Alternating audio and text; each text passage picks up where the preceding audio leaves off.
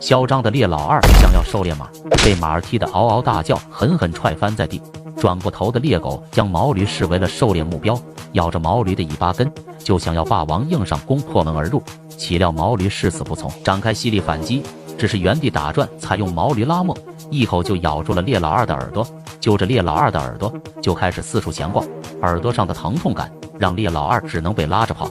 但凡稍有反抗，必定迎来毛驴的疯狂拉着，上奔下跳。拍摄太危险，摄影师想换工作了，找工作、租房、生活服务、买卖车，58同城全搞定。然挣脱了毛驴，但是猎狗却是立即朝着远方跑去，并未展开报复。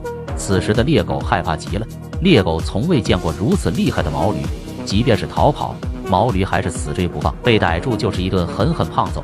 在大草原上大杀四方的猎老二，何时受过这等委屈，实在是太倒霉了。